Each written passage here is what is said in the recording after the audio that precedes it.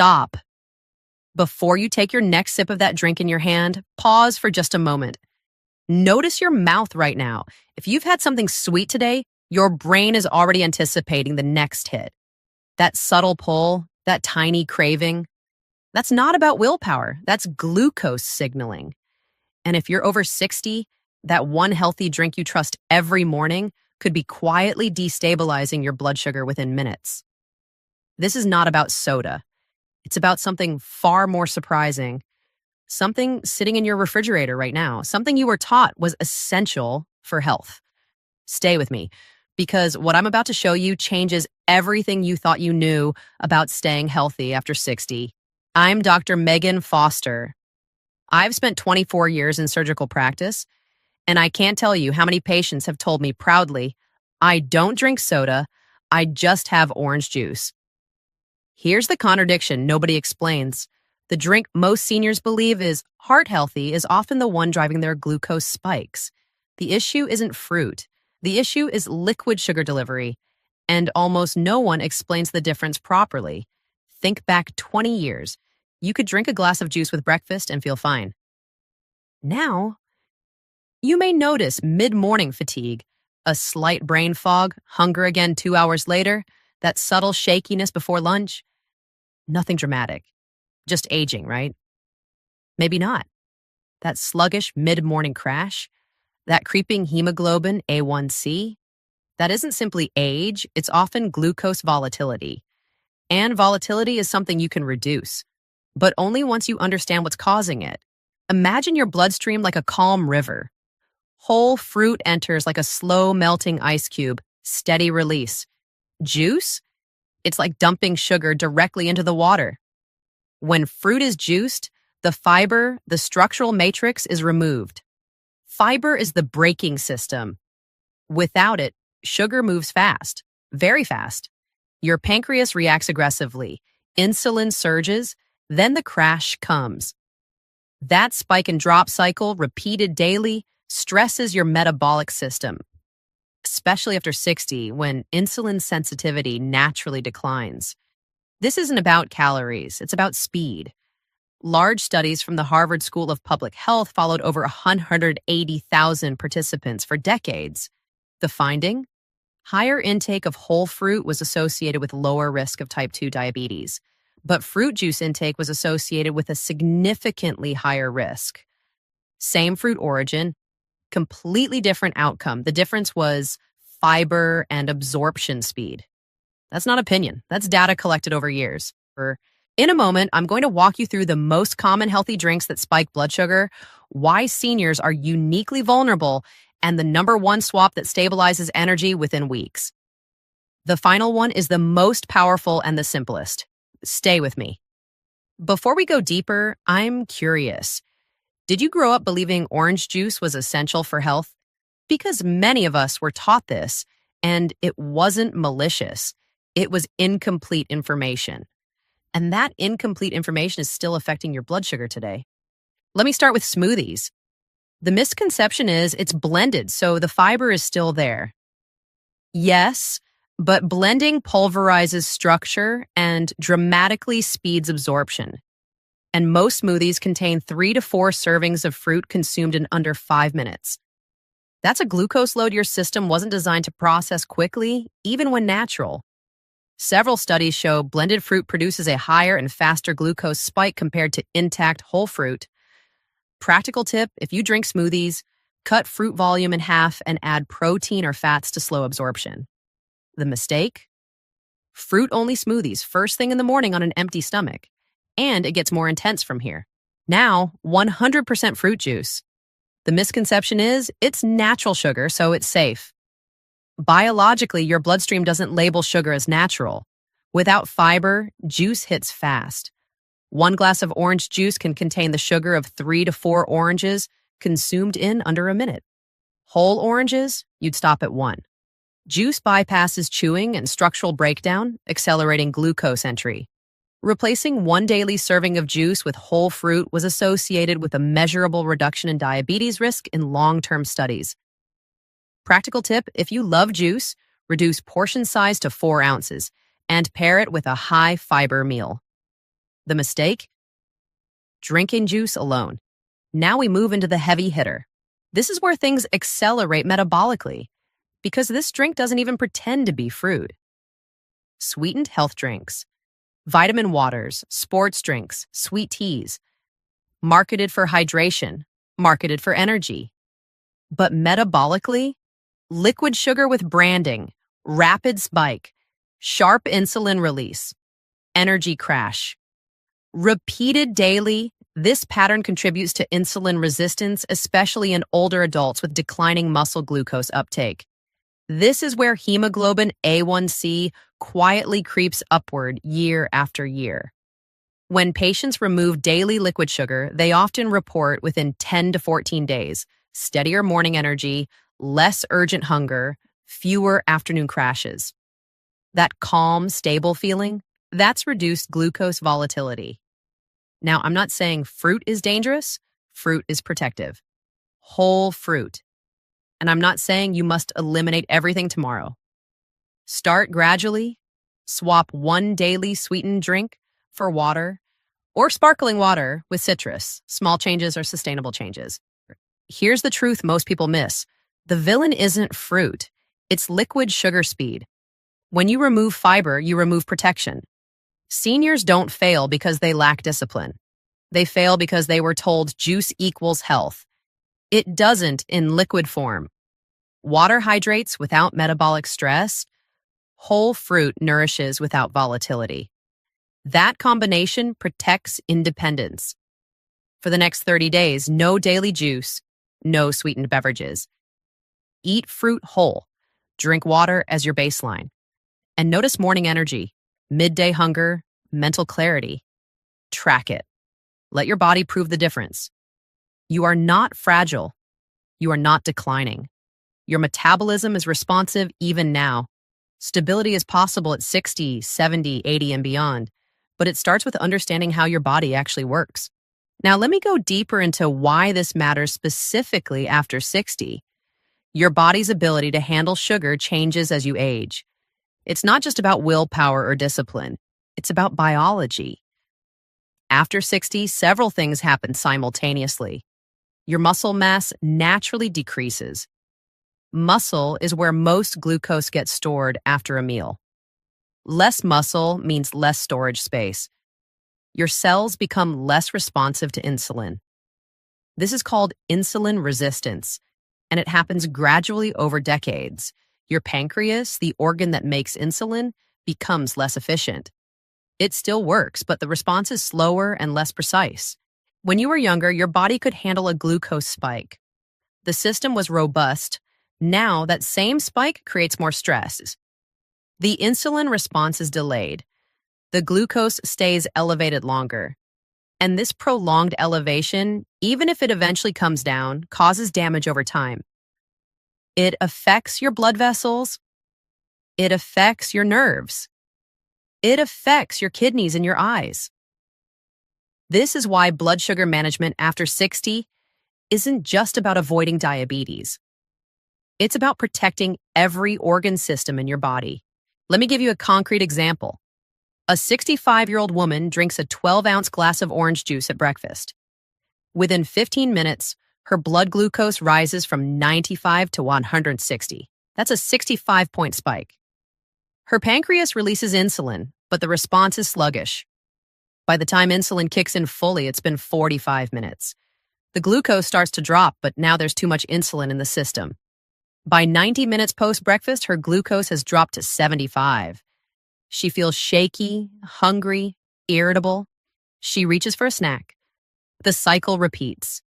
This is glucose volatility, and it's exhausting for the body. Contrast that with eating a whole orange. The fiber in the orange slows digestion. Glucose rises from 95 to 115 over 30 minutes. A 20-point rise, not 65. The insulin response is gentle and appropriate. No overshoot, no crash. By 90 minutes, glucose is back to baseline. She feels steady. No cravings, no energy dip. That's metabolic stability. And that stability matters more as you age than it did when you were 30. Here's what most people don't realize. You can have normal fasting glucose and still have dangerous glucose spikes after meals. Your doctor checks fasting glucose at your annual physical. Let's say it's 95. Normal. But nobody checks what happens after you eat. You could be spiking to 180, 200 after meals and never know it. Those post-meal spikes are where the damage occurs. They're called postprandial spikes, and they're a better predictor of cardiovascular risk than fasting glucose in many studies. This is why removing liquid sugar is so powerful. You're not just lowering average glucose, you're eliminating the spikes. You're reducing volatility.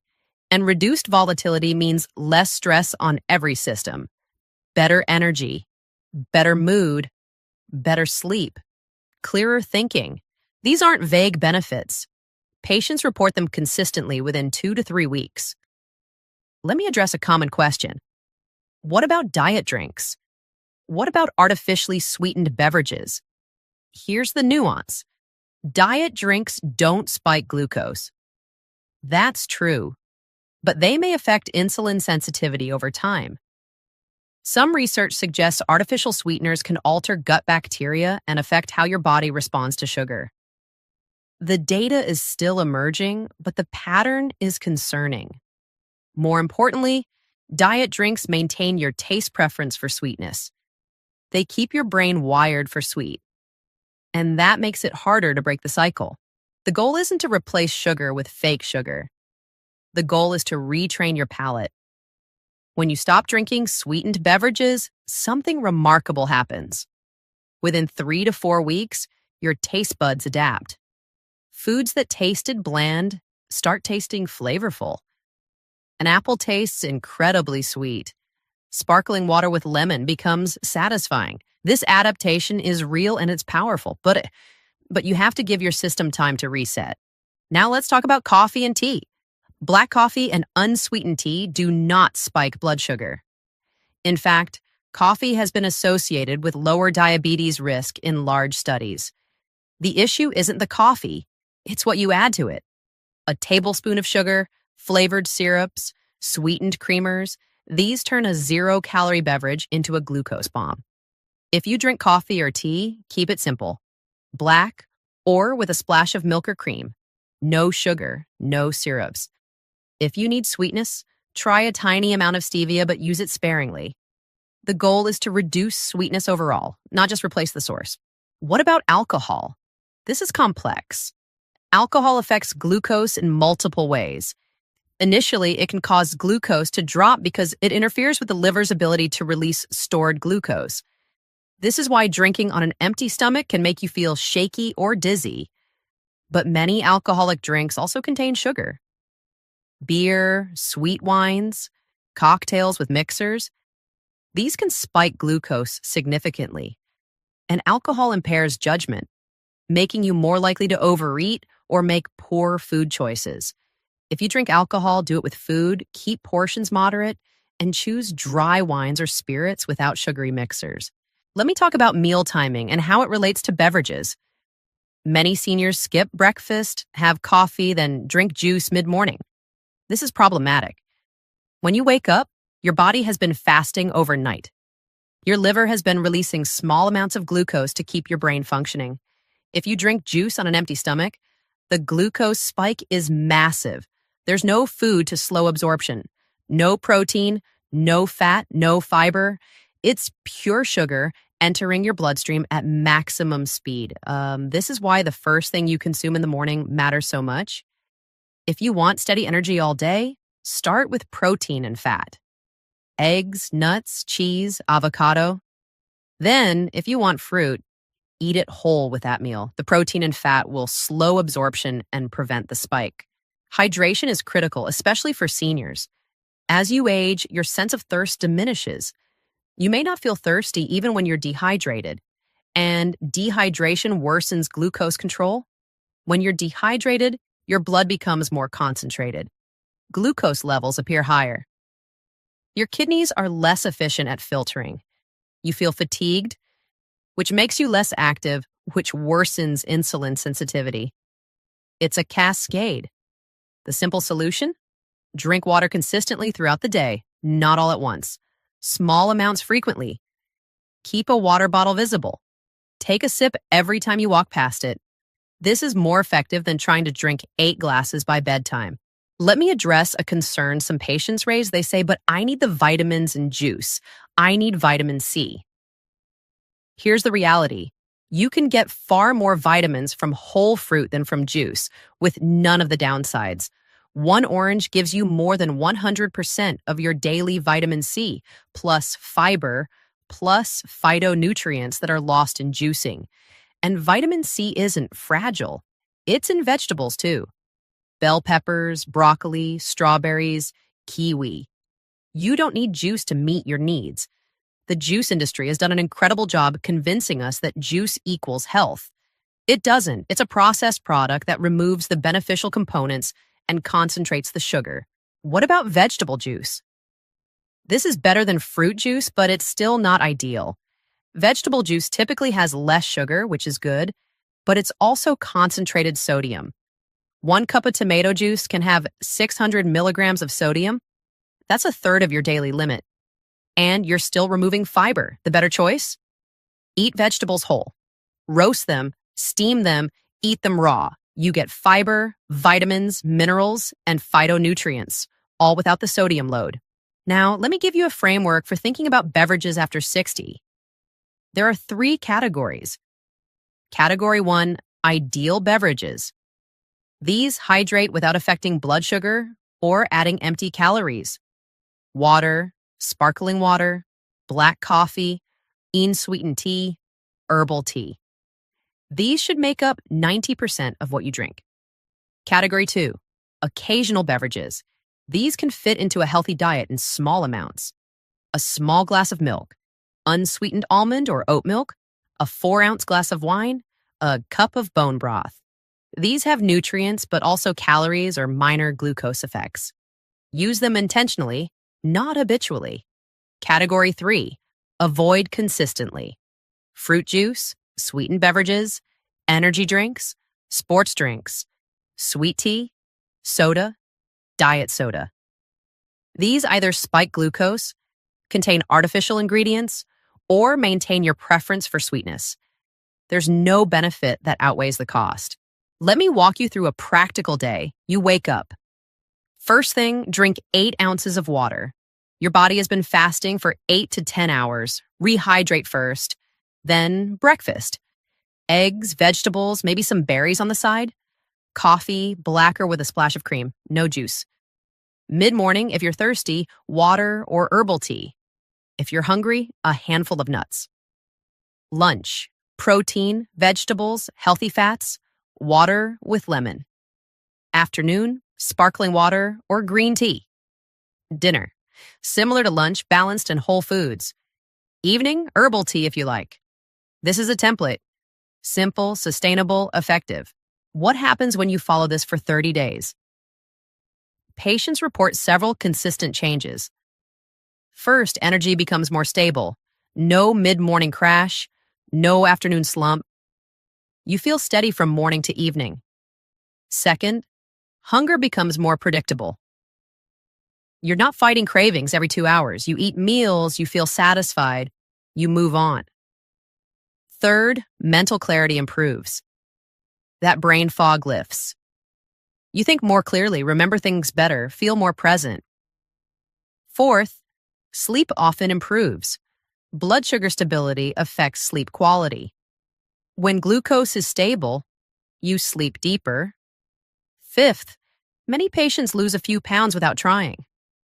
Not because they're restricting calories, but because they're not consuming liquid sugar multiple times a day. These changes aren't dramatic or sudden. They're gradual and sustainable, and that's exactly why they work long-term. You're not forcing your body to adapt to something extreme. You're allowing it to return to a more natural state. You're removing the stressor, the liquid sugar, and letting your system recalibrate. Now, let me explain something crucial about how your liver processes liquid sugar differently than whole food. Your liver is the metabolic control center. When you eat a whole apple, the sugar travels through your digestive system slowly. Your liver processes small amounts at a time, converting what's needed to energy and storing the rest as glycogen for later use. This is normal, healthy function. But when you drink apple juice, your liver gets hit with a flood of sugar all at once. It can't process it fast enough. So what does it do? It converts the excess sugar to fat through a process called de novo lipogenesis. This fat doesn't just disappear. It accumulates in your liver cells, contributing to fatty liver disease, which affects nearly 25% of adults over 60. Fatty liver isn't just a liver problem. It's a whole body metabolic problem that increases inflammation, worsens insulin resistance, and raises cardiovascular risk. This is critical to understand because many seniors have fatty liver and don't know it. It doesn't cause symptoms until it's advanced. Your doctor may not test for it routinely, but if you've been drinking juice or sweetened beverages daily for years, there's a significant chance your liver has accumulated fat. The good news? Your liver is remarkably resilient. When you stop the liquid sugar intake, your liver can actually reverse fatty infiltration over time. Studies show that within 8 to 12 weeks of dietary changes, liver fat can decrease significantly. This isn't just about feeling better. This is about measurably improving organ function. Let's talk about something else that rarely gets discussed: the impact of liquid sugar on your brain. Your brain uses about 20% of your body's glucose, even though it's only 2% of your body weight. It's energy hungry. But here's the thing: your brain functions best with steady glucose, not spikes. When glucose spikes rapidly from juice or sweetened drinks, your brain gets a temporary surge of fuel. You might feel alert for 20 to 30 minutes. But then insulin drives that glucose down fast, sometimes overshooting into mild low blood sugar. When this happens, your brain perceives an energy crisis. It triggers the release of stress hormones like cortisol and adrenaline to raise glucose back up. This stress response affects your mood, your focus, your memory. It can make you feel anxious, irritable, foggy. Over time, repeated glucose spikes and crashes can actually affect brain structure. Research shows that chronic high blood sugar is associated with shrinkage of the hippocampus, the part of your brain responsible for memory and learning. This is one reason why people with poorly controlled diabetes have higher rates of cognitive decline and dementia. But it's not just diagnosed diabetics. Even people with prediabetes or consistent glucose volatility show these changes. The encouraging part? When you stabilize glucose, you protect your brain. Studies on cognitive function show that better glucose control is associated with better memory, faster processing speed, and lower dementia risk. Now let me address something about genetics and family history. Many patients tell me, diabetes runs in my family, so there's nothing I can do. This is only partially true. Yes, genetics play a role. If you have a parent or sibling with type 2 diabetes, your risk is higher. But genetics load the gun. Lifestyle pulls the trigger. Having a genetic predisposition doesn't mean you're destined for diabetes. It means you need to be more careful about your choices. And one of the most powerful choices you can make is eliminating liquid sugar. Research on identical twins shows that even with the same genes, lifestyle differences produce dramatically different health outcomes. The twin who maintains stable blood sugar through diet stays healthy. The twin who doesn't develops diabetes. Your genes don't control you, they inform your strategy. Let me give you an important insight about protein and its role in blood sugar management. Protein is the most stabilizing nutrient for glucose. When you eat protein, it slows stomach emptying, which means sugar from any meal enters your bloodstream more gradually. Protein also stimulates the release of hormones that help you feel full and satisfied. And unlike carbohydrates, protein doesn't spike blood sugar at all.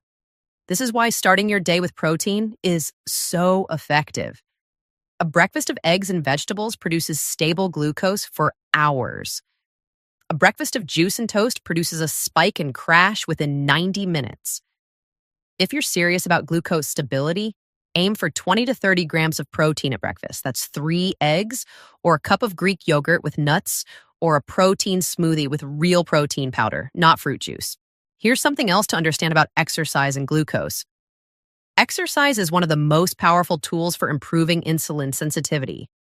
When your muscles contract during activity, they pull glucose out of your bloodstream without needing much insulin. This effect lasts for hours after you finish exercising. Even a 15-minute walk after a meal can significantly blunt a glucose spike.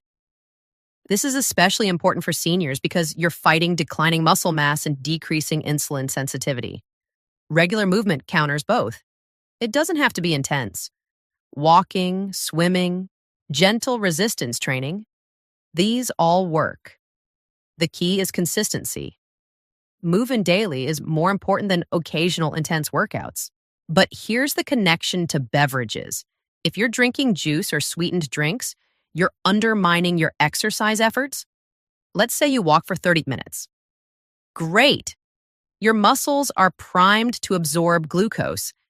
Then you drink a sports drink thinking you need to rehydrate or refuel. That sports drink dumps 30 to 40 grams of sugar into your system. Your muscles can only absorb so much. The rest spikes your blood glucose, triggering an insulin surge, which then drives glucose into fat storage. You've just canceled out much of the benefit from your walk. Water is what you need after exercise, not liquid sugar. If you've done intense exercise for over an hour, maybe add a small amount of protein. But even then, you don't need sweetened drinks. Let me talk about sleep and its profound connection to glucose control.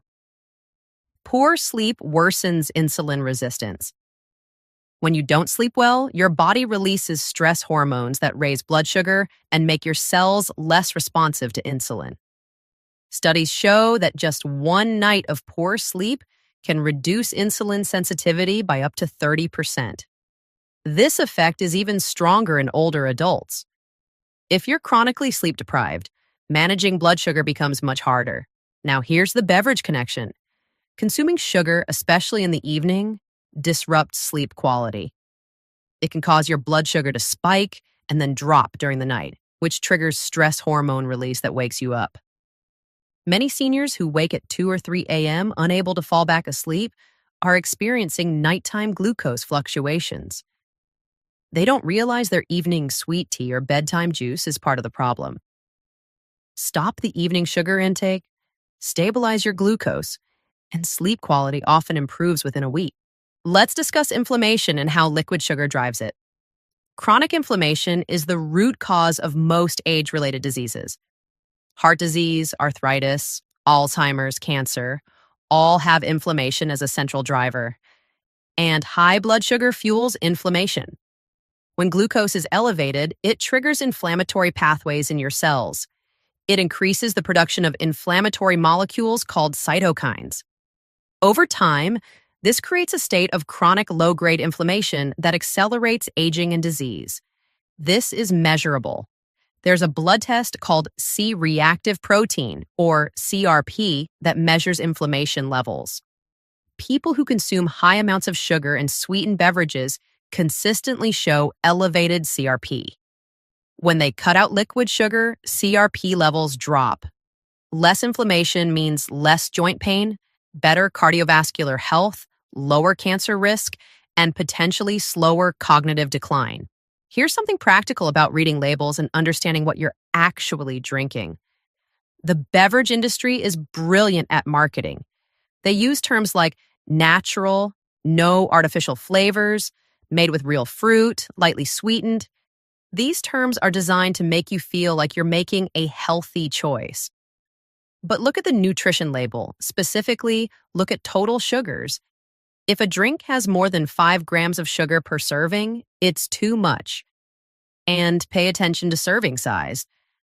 That bottle you're holding might say 15 grams per serving, but if the bottle contains 2.5 servings, you're actually getting 37 grams. That's more sugar than a can of soda. Don't be fooled by health halos. Read the actual numbers. Now let me address a specific concern for seniors taking multiple medications. Many blood pressure medications, especially diuretics, can affect blood sugar.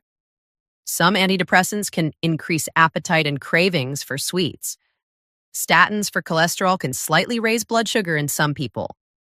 Corticosteroids, often prescribed for arthritis or autoimmune conditions, significantly raise blood sugar. If you're on any of these medications and you're also drinking sweetened beverages, you're fighting a two-front battle. Your medications are pushing glucose up and your drinks are doing the same. This combination is why some seniors see their blood sugar creep up over time, even though they think they're eating the same diet they always have. The solution isn't necessarily changing medications. It's removing the dietary factors you can control, starting with liquid sugar. Let me explain something about kidney function and why glucose stability matters even more if you have any kidney issues. Your kidneys filter waste from your blood. They also help regulate blood sugar by filtering out excess glucose when levels get too high.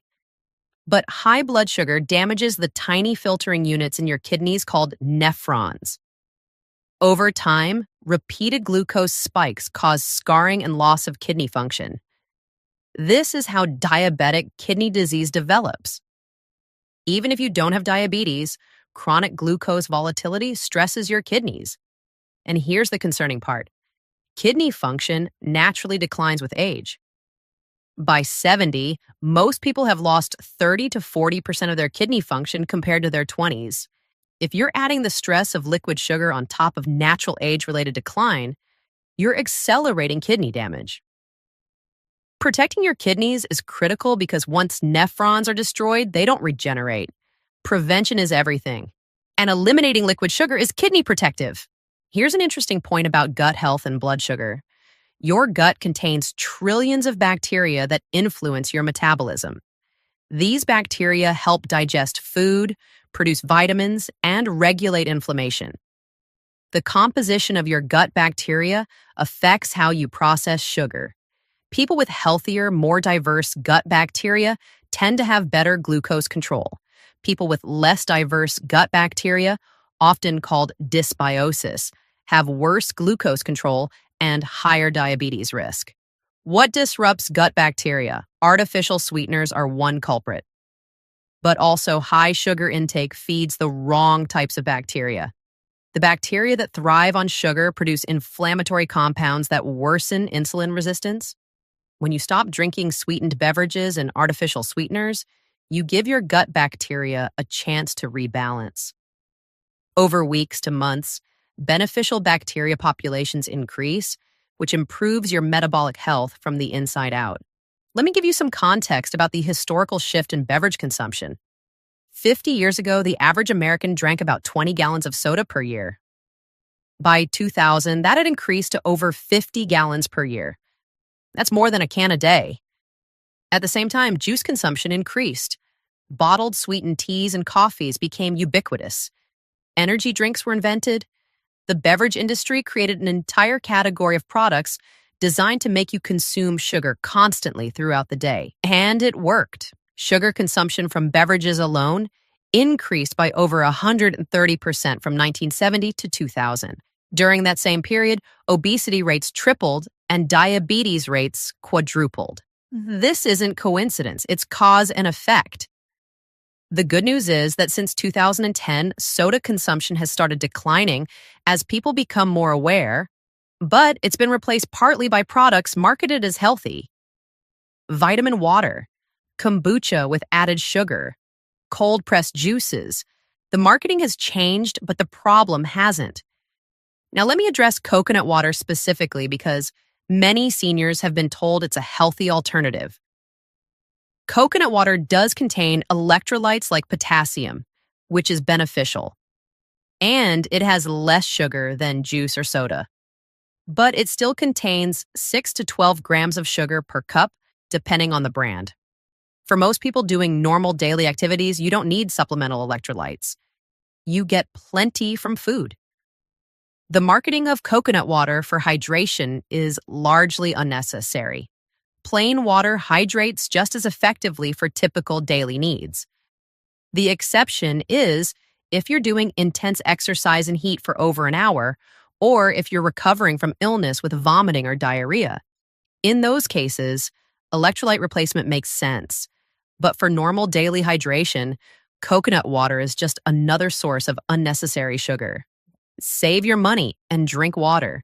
Let's talk about the psychology of habit change because understanding this makes success much more likely. When you drink juice every morning for 30 years, it becomes automatic. You don't think about it. You just do it. This is your brain's habit loop. There's a cue, the morning wake up. There's a routine, pouring and drinking juice. And there's a reward, the sweet taste and energy boost. To change the habit, you can't just remove the routine.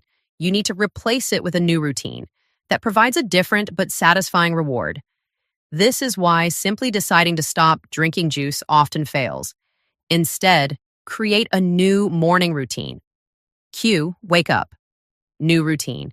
Drink a glass of water with lemon and eat a handful of berries. New reward, feeling of freshness and the sweet taste from whole fruit. The structure stays the same, but the behavior changes. This is how sustainable change happens. Here's something about social pressure and how to handle it gracefully. You're at a family gathering. Your host offers you fresh squeezed orange juice. Very proud of the effort they put in. Declining feels rude. Here's what you do. Accept the glass graciously. Take a small sip. Compliment the taste. Then set it down and don't finish it. You've been polite, you haven't made a scene, and you haven't consumed the full glucose load. Or have a response ready. Thank you so much, but I'm trying to cut back on sugar for my health. Most people respect that. And if someone pushes back, you don't owe them an explanation. A simple, my doctor suggested it, ends the conversation. Your health is more important than avoiding minor social discomfort. Let me share what happens at the cellular level when you consistently expose yourself to high glucose. Inside every cell, you have power plants called mitochondria. These produce energy. When glucose is stable, mitochondria function efficiently. But when glucose spikes repeatedly, it causes oxidative stress in the mitochondria. Think of it like revving a car engine too high for too long. You create damaging byproducts called free radicals. These damage cellular structures, including DNA. Over time, this accelerates cellular aging. Your mitochondria become less efficient. You produce less energy. You feel more fatigued. This is part of why people with poor glucose control feel tired all the time. Their cells literally can't produce energy efficiently anymore. Protecting mitochondrial function is key to maintaining energy and vitality as you age. Stable glucose is mitochondrial medicine. Now I want to discuss something about bone health that most people don't know. High blood sugar weakens bones. Multiple mechanisms are involved. First, high glucose increases inflammation, which activates bone breakdown cells called osteoclasts. Second, high glucose damages blood vessels that supply nutrients to bone. Third, high glucose causes advanced glycation end products, or AGEs, to form in bone collagen, making bones more brittle. Studies show that people with diabetes have higher fracture risk even when their bone density tests look normal. The bone quality is compromised. For seniors already at risk for osteoporosis, adding the stress of chronic glucose spikes worsens bone fragility. Maintaining stable blood sugar protects your skeletal system and reduces fall-related fracture risk. Let me explain why timing of fruit consumption matters even when eating it whole. Eating fruit on an empty stomach causes a faster glucose rise than eating it with a meal. This doesn't mean fruit is bad. It means strategy matters. If you want an apple as a snack, pair it with a handful of almonds or a piece of cheese. The protein and fat slow absorption. Or eat your fruit at the end of a meal when your stomach already has protein and fiber that will buffer the sugar absorption. This is especially important at breakfast. Don't start your day with fruit alone. Build your breakfast around protein and vegetables, then add fruit as a side. This simple sequencing change can cut your glucose spike in half. Here's what you need to know about the dawn phenomenon. Many seniors notice their fasting glucose is higher in the morning than it was before bed, even though they didn't eat anything overnight. This is called the dawn phenomenon. It happens because your body releases hormones in the early morning hours to prepare you to wake up. These hormones, especially cortisol and growth hormone, cause your liver to release stored glucose. For most people, the pancreas releases insulin to handle this and blood sugar stays normal. But if you have insulin resistance, your body can't compensate effectively, and morning glucose stays elevated. This is worsened by poor sleep and evening carbohydrate intake. If you stop drinking sweetened beverages in the evening and improve sleep quality, the dawn phenomenon often improves. Your body's natural rhythms function better when you're not stressing them with liquid sugar. Let me address what happens during sick days. When you're ill with a cold, flu, or any infection, your blood sugar runs higher than normal. This is because illness triggers stress hormones that raise glucose as part of the immune response. If you're also drinking juice because you think you need the vitamin C or because it's all you feel like consuming, you're adding fuel to the fire. High glucose during illness actually impairs immune function. Your white blood cells don't work as effectively when glucose is elevated. This can prolong illness and increase complication risk. When you're sick, focus on hydration with water or herbal tea. Eat whole foods when you can. Skip the juice. You'll recover faster with stable glucose supporting your immune system. Now let me talk about vision and the direct link to blood sugar. High glucose damages the tiny blood vessels in your retina. This is called diabetic retinopathy, but you don't need full diabetes for glucose to affect your eyes. Chronic glucose volatility increases risk for macular degeneration, cataracts, and glaucoma. These are the leading causes of vision loss in seniors. Protecting your vision requires protecting your blood vessels, which requires stable glucose. Many patients tell me they wish they'd known this earlier. They assumed vision problems were just normal aging. Some of it is, but much of it is preventable. If you want to keep reading, driving, and staying independent, glucose control is essential. And removing liquid sugar is one of the most direct ways to protect your eyesight. Let me give you a practical strategy for eating out. Restaurants are challenging because they profit from selling drinks. You sit down, and immediately the server asks what you'd like to drink. They list sweetened options. The default is soda or iced tea, often sweetened. Here's what you do. Before they ask, proactively say, "Water with lemon, please." Make the choice before they offer alternatives. If you want something more interesting, ask if they have sparkling water. Many restaurants do now. Some charge for it, but it's worth the couple of dollars to avoid 40 grams of sugar. If you're somewhere that only has tap water and you find it unpalatable, bring a small bottle of flavor drops like lemon or lime extract. A few drops makes plain water more enjoyable without adding sugar. Here's something about grandparenting and modeling behavior. Your grandchildren watch what you do more than they listen to what you say. If they see you drinking soda or juice regularly, that becomes their normal. If they see you drinking water and eating whole fruit, that becomes their normal. You have an opportunity to shape their metabolic health for life. Children who grow up in households where water is the default beverage have dramatically lower obesity and diabetes risk as adults. You're not just changing your health, you're potentially changing the trajectory for the next generation. That's powerful motivation. Let me address a final piece about medical testing. If you've been drinking sweetened beverages for years and you want to know the impact, ask your doctor for a hemoglobin A1C test. This measures your average blood sugar over the past 3 months. It's more informative than a single fasting glucose reading. Also consider asking for a liver function panel to check for fatty liver. And if you're over 60, ask about a kidney function test measuring GFR and creatinine. These tests give you a metabolic baseline.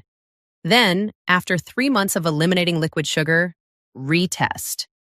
You'll likely see measurable improvement. Those numbers provide concrete feedback that what you're doing is working. It reinforces the behavior change. You are not a passive victim of aging. You have agency. You can make choices that protect your metabolism, your energy, your independence. It starts with understanding that liquid sugar is not your friend. It's fast, it's concentrated, it's metabolically stressful. Whole fruit is your friend, water is your friend. These choices support stable glucose, which supports everything else. In the next video, I'm going to explain why many seniors see perfectly normal fasting glucose, but still have dangerous post-meal spikes their doctor never tests for. That one insight changes everything. If you value calm, science based longevity guidance, consider subscribing. And if you want a structured plan for stabilizing blood sugar and protecting long term health, the longevity guide is linked below. I'll see you in the next one.